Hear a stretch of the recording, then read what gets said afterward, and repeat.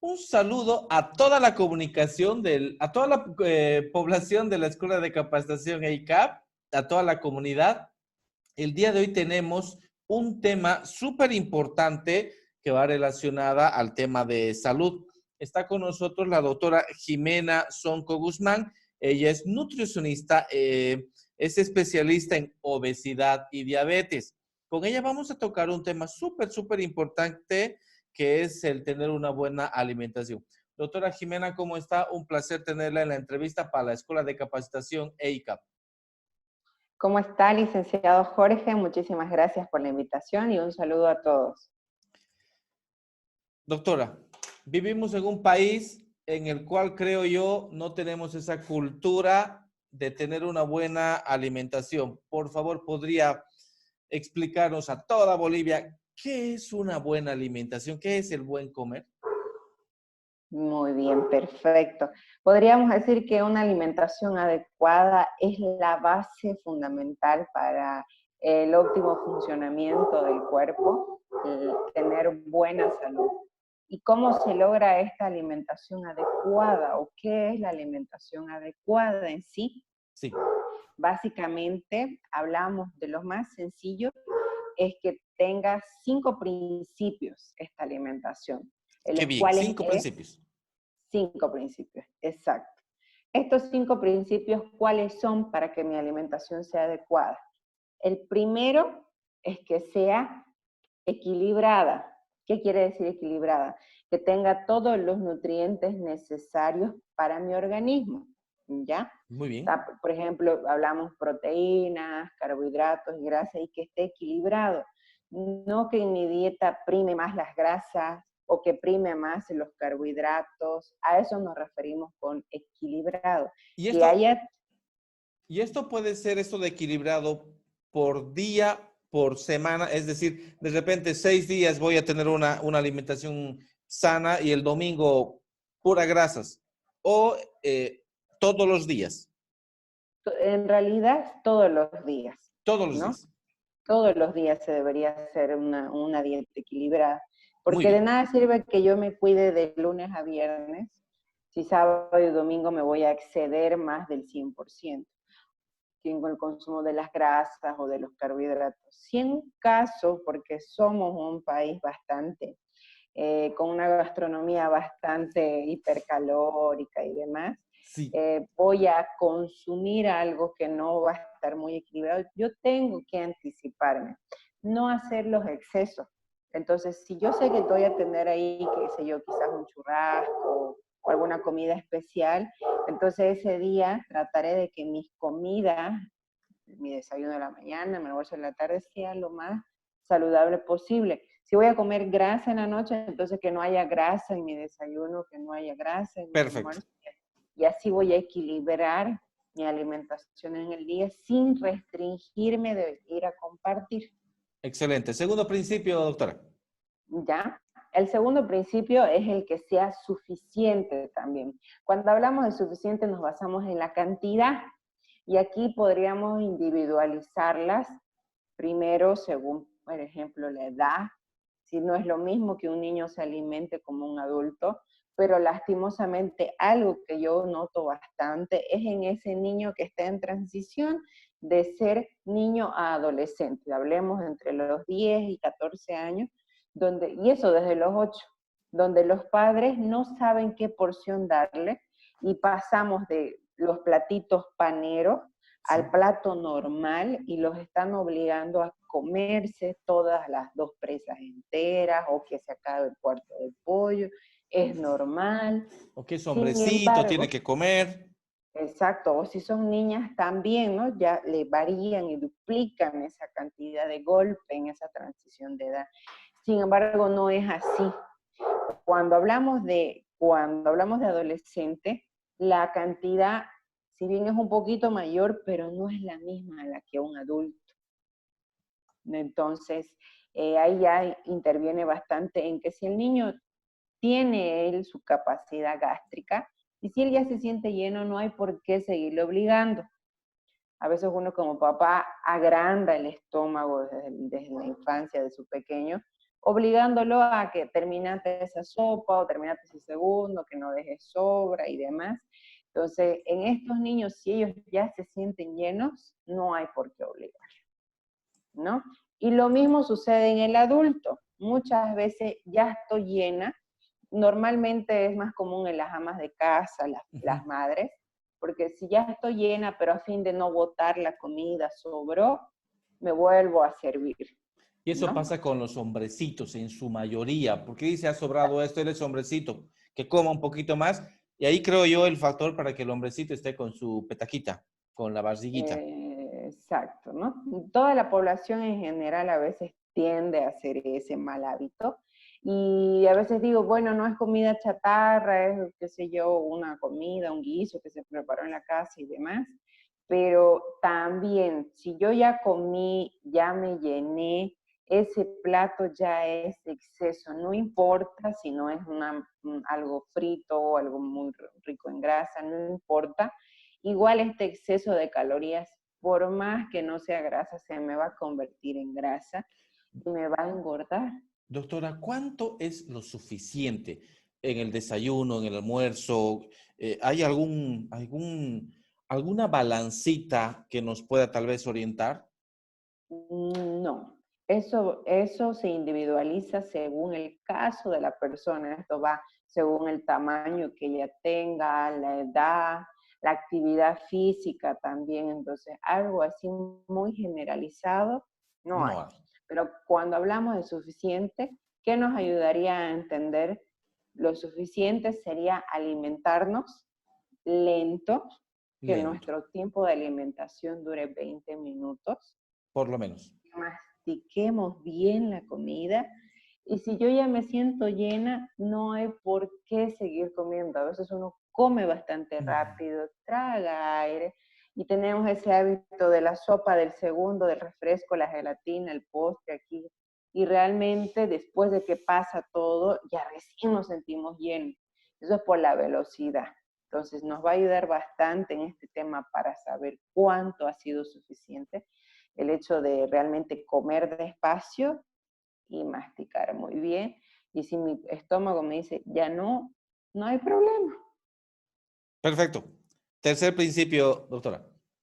Ya, el tercer principio se refiere a que sea variado. Cuando Variado. yo, variado, exacto.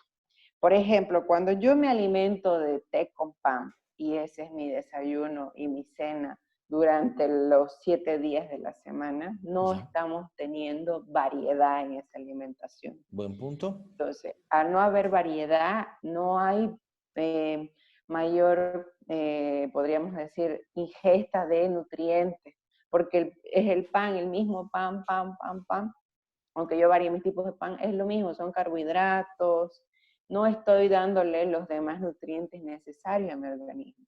Lo mismo ocurre cuando es temporada, qué sé yo, de mandarina, y toda la semana yo solo comí mandarina y no comí otras frutas. O lo mismo con las verduras, mi ensalada siempre es lechuga y tomate, y toda la semana igual lechuga y tomate. Entonces, Al cuando decir hablamos de variado, doctora, algunos elementos específicos o alimentos específicos.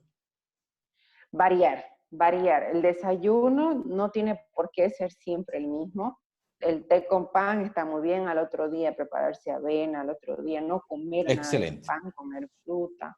Y lo mismo con las ensaladas, ¿no? Hay muchas verduras, no hay una que sea estrella, entonces variar mi ensalada e irme más allá del clásico lechuga y tomate. Del clásico, excelente. Hemos leído artículos que hablan que la verdura, para tener todos los nutrientes, tienen que estar sin cocción, sin hervir. ¿Esto es verdad, doctora? Ese es un buen punto. Dependiendo de qué. Cuando hablamos de personas normales, lo ideal sería desinfectar bien y comerlas en crudas. Pero hay Mm, pacientes que sí necesitan consumir las verduras cocidas, como aquellos excelente. pacientes renales, pacientes con gastritis, que su estómago ya no tolera, su riñón también ya no filtra bien, y para ellos les ayuda bastante el tema de hacer las cosas al vapor, que es distinto. cocerlas en agua, hacerlas hervir durante mucho tiempo, evidentemente hay pérdida de sus vitaminas hidrosolubles sobre todo. Entonces, ¿cuál es el consejo? Siempre procurar, cuando se trata de personas como nosotros, individuos sanos, que se realice en cruda nuestras ensaladas, de Crudas, las muy bien. verduras posibles. Las que se tengan que cocer, como por ejemplo remolacha, zanahoria, se puede variar igual, hacerlas cocer al vapor, y si no tengo la vaporera, entonces agarrar y una vez que el agua esté hervida, recién añadir estas verduras, pero durante poco tiempo, de 3 a 5 minutos, que quede un poquito de crocante todavía. Y si son, peor aún, estas verduras de hoja, que son mucho más delicadas, como la espinaca, como la cera, como el apio, estas no necesitarían cocerse. Básicamente, si yo estoy haciendo un guiso, una sopa, y voy a incorporar estas verduras, sería echarlas cuando yo ya apagué la olla, y básicamente con el último calor que se está conservando en esa cocción, se termina de cocer. Entonces, esto va a ayudar a ¿qué? A resguardar todos los nutrientes. Si uno se da cuenta cuando ha hecho una sopa o cuando ha hecho hervir su brócoli, su espinaca, que tiñe el agua. Y al teñir esa agua yo estoy perdiendo clorofila, estoy perdiendo un poquito de potasio, un poquito de magnesio que tienen. Y como no me voy a tomar yo esa agua, a diferencia de las sopas, entonces se está perdiendo los nutrientes y estoy comiendo mis verduras con una carga menor a que cuando es cruda, ¿no? Eso, un poquito en resumen, doctora, ¿la sopa es alimento? Tal vez es una pregunta que todo el mundo se hace. Sí, y depende de cómo se la prepara, justamente como mencionaba. Si yo quiero que realmente sea bastante nutritivo, entonces procuro que él no tenga mucho tiempo de cocción, que sea sopa y que no sea un segundo. Muchas veces he visto sopas demasiado espesas, que eso ya parece un Sopa segundo. de maní por ahí. Exacto. La sopa de maní, por ejemplo, no vendría a ser saludable, ¿no? La Graso. sopa de maní, están los demás caldos, esos de pecho, de nervio y demás. No prima, vemos que el ingrediente principal, como lo dice su nombre, sopa de maní, ese es el ingrediente principal. Caldo de pecho, pues, se priman más a que haya ese tipo de alimentos, prioriza eso, y básicamente el resultado de esa sopa es eso, ¿no? Grasa y demás. Cuando dice sopa de verduras, sopa de zapallo, sopa de espinaca, prima esta verdura, y esa sí vendría a ser saludable. Entonces las sopas sí son saludables, depende y cómo lo preparo. Muy bien. Y bueno, y ahora ya sabemos que hay que procurar no hacerlas hervir, porque a veces hace uno la sopa, lo echa todo y lo deja hirviendo hasta que eso termine de deshacerse prácticamente. Y no es lo ideal. Lo ideal es masticar también, que se vean las verduras en la sopa. Si es posible, incluso hasta que se sienta, no hay ningún problema en que sea medio durita la zanahoria, medio durita la alberja. Esa es lo ideal, ¿no? En individuos sanos. Súper. Vámonos al cuarto principio, doctora. Ya. El cuarto principio es que sea adecuado también. A esto me Adecuado. voy, exacto. A eso entraría también lo que estábamos mencionando en este momento, de que hay ciertos alimentos que sí y hay ciertos alimentos que no. Diríamos que no nunca, ojalá fuese, Wow. Sí. pero lastimosamente no podemos. El mundo es así, por eso es que China, por ejemplo, nadie, nunca, no comas murciélago, pero se dio el caso, por ejemplo. Ya. A eso nos referimos con adecuado. Adecuado vendrían a ser todos los nutrientes. Mientras más natural sea mi alimentación y menos procesos tenga, mejor. ¿A qué me voy con esto? Por Sí. ejemplo, un tomate no pasa por ningún proceso. Básicamente ya lo tengo ahí, lo pelo y lo como. Lo mismo con las frutas, lo mismo con las verduras. Cuando se trata de pan, el pan ya pasa por un Por un proceso. proceso, correcto. Exacto. Y no es que el pan sea malo, sino que lo adecuado sería que prime más en mi dieta lo natural y el pan pase a ser secundario, de complemento, ¿no? Pero a veces hacemos al revés. Procesado. Excelente. Priorizamos nuestros panes y dejamos a un lado. Y eso que el pan no es tan procesado. Si nos vamos más a lo procesado ya industrial, ahí vendrían a estar las sopas instantáneas, vendrían a ser los enlatados, los cereales para el desayuno, Eso, ¿no? qué buen dato, doctora. Un cereal no es adecuado porque sería No sé, un alimento procesado. exacto. No es que no sea adecuado, sino que lo adecuado sería que prime más en mi dieta. Excelente. Entonces, Ahora sí. entonces yo priorizo que haya más consumo de alimentos naturales y ya dejo como secundario lo siguiente. Hay una pirámide nutricional, se llama, que Sí. la pueden buscar en Google Muy y bien. ahí va a salir básicamente. Y la recomendación, ¿no? Bastantes verduras y frutas, se habla de 5 al día entre verduras y frutas y que estas sean diferentes. Esa es la base fundamental y siempre va a ser así. Nutrición cambia bastante un poquito en los requerimientos de grasas, de proteínas, pero algo que se ha mantenido fijo es en el consumo de verduras primero y Verduras. después fruta. Exacto. Ahí es otro error común también que veo en consultorio, que dicen, sí, yo como fruta, y comen bastante, se van al otro extremo, bastante ensalada de fruta, bastante jugos y demás, pero se olvidan de las verduras. Y es al revés. Del Tiene que ser equilibrado. primero verdura y después la fruta. Las frutas vendrían a ser como un postre, como algo extra, podríamos decir en una media de 2 a 3 frutas al día, suficiente, Suficiente. suficiente.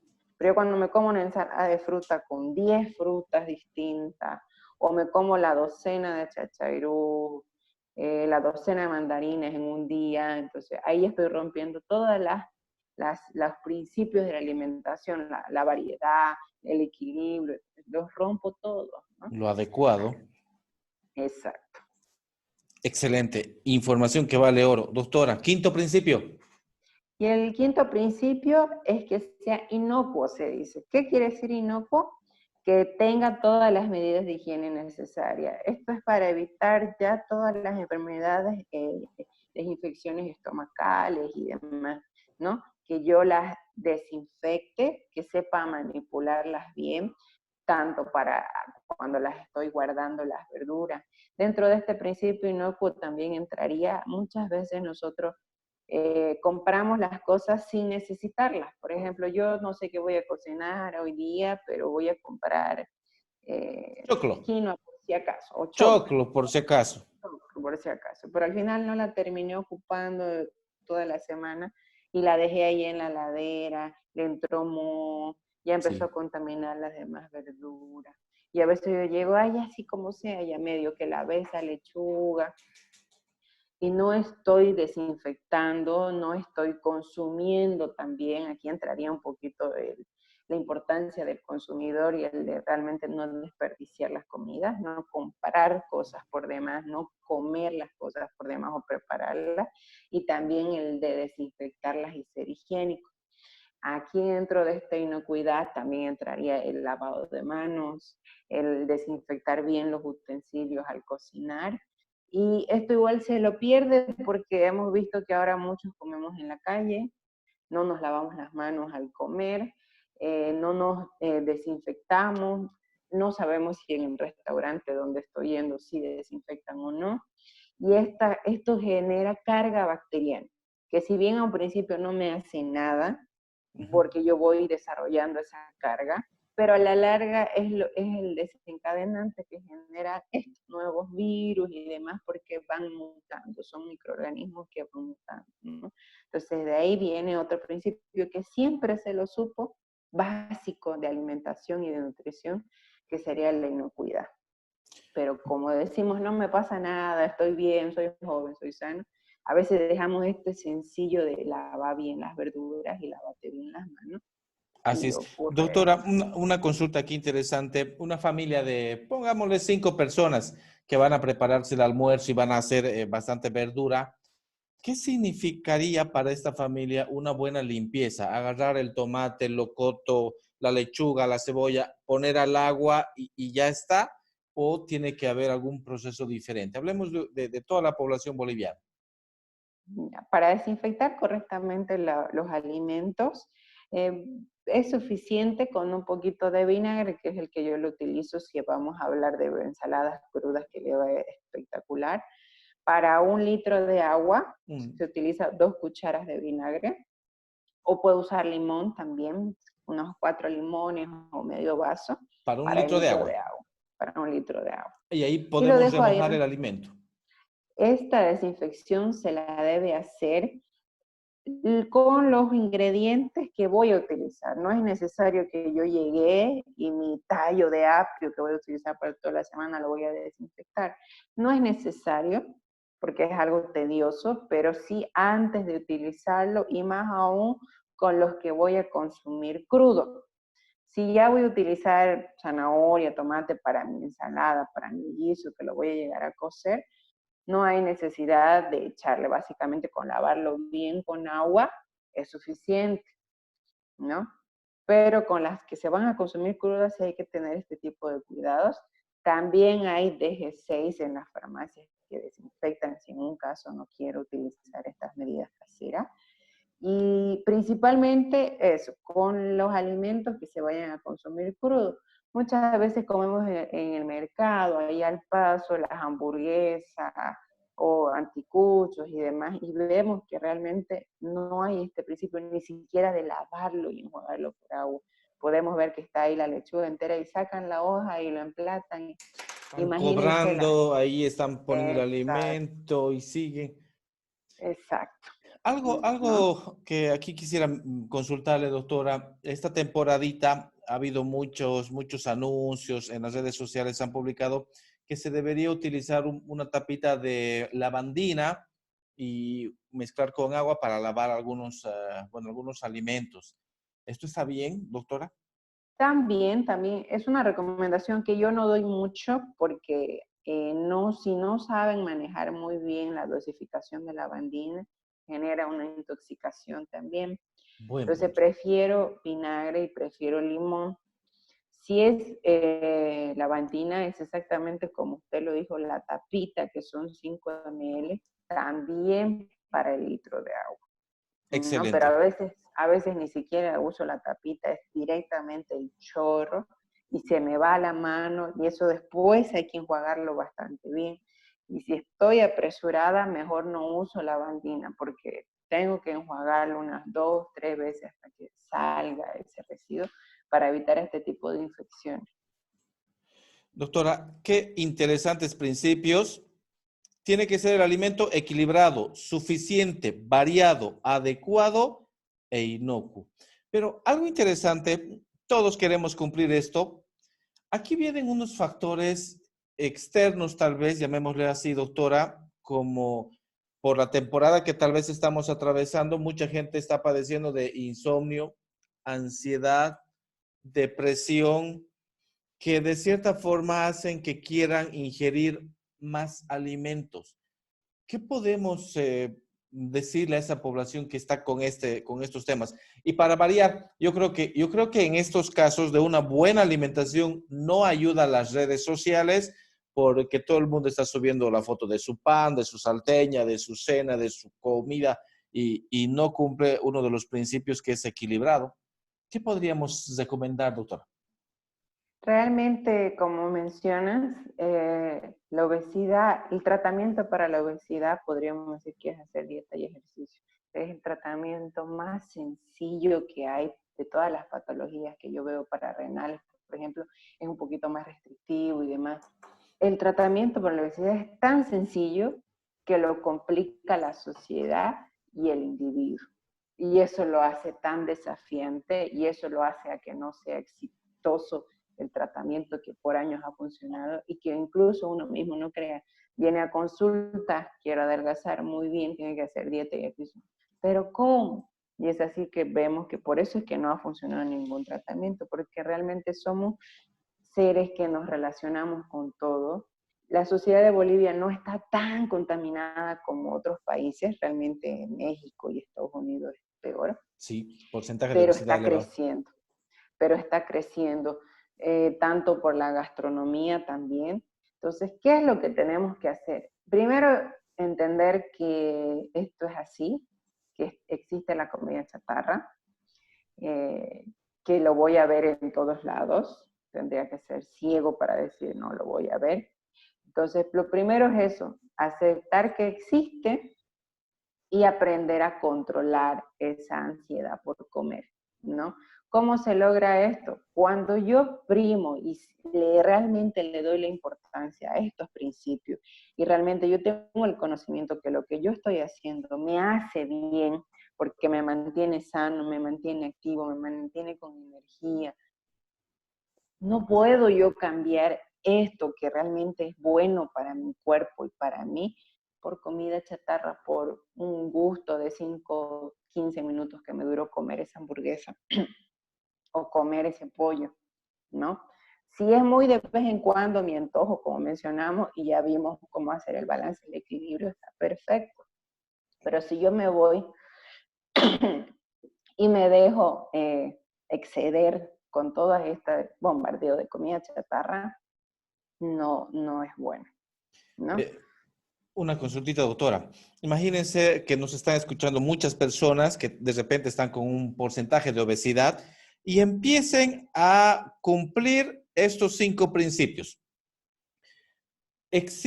¿Tendrá algún problema esa persona que haga ese cambio repentino, ese cambio de golpe? De repente, hay una creencia por ahí que te vas a enfermar, vas a bajar tus defensas, vas a estar débil. De cierta forma, también afecta al rendimiento laboral. Falso. Falso. Todo eso igual es aspecto psicológico de los mitos que vienen por nuestra cultura. Realmente prima bastante las masas y demás y se cree que mientras más gordito uno es, está mejor nutrido, pero no es así. De hecho, el ser gordo baja las defensas Baja. porque Uy. porque esa grasa que hay a nivel hepático también hay a nivel intestinal y no se absorben bien los nutrientes. Al estar gordito también me canso más rápido, me duele la espalda si estoy mucho tiempo sentado, medio que me quiere dar calambre, no aguanto mucho tiempo de pie. Entonces, para donde veamos, tiene más desventajas el ser gordo que el ser delgado, ¿no? Son Entonces, es falso.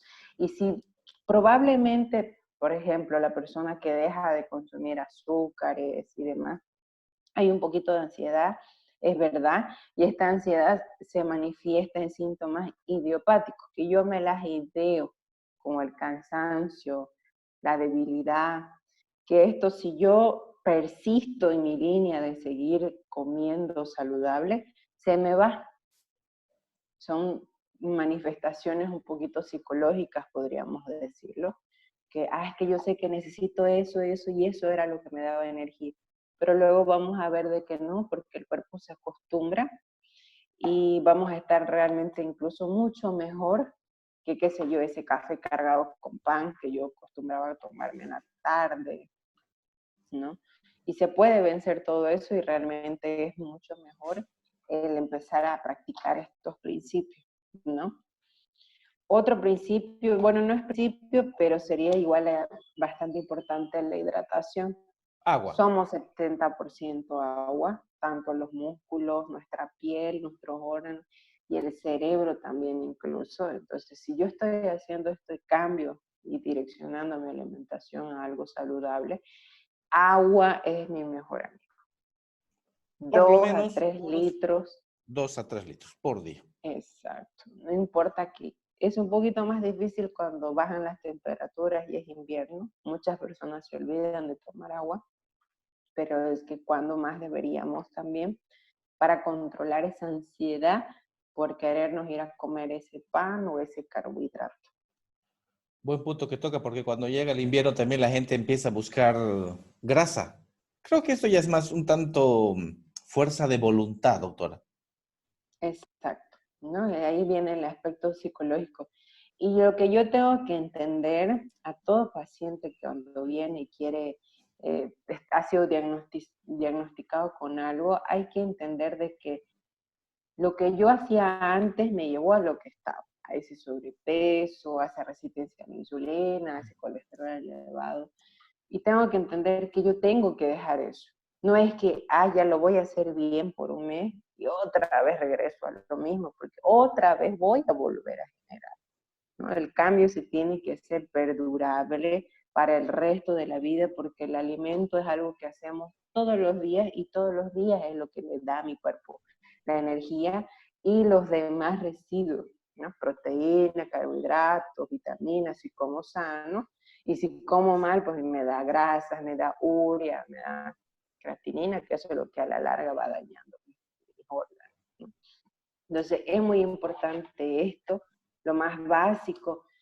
El 90% de las enfermedades las causamos nosotros con esta mala alimentación. Entonces tengo que entender eso. La hipertensión es porque yo como mal, el sobrepeso es porque yo como mal, el colesterol, el hígado graso.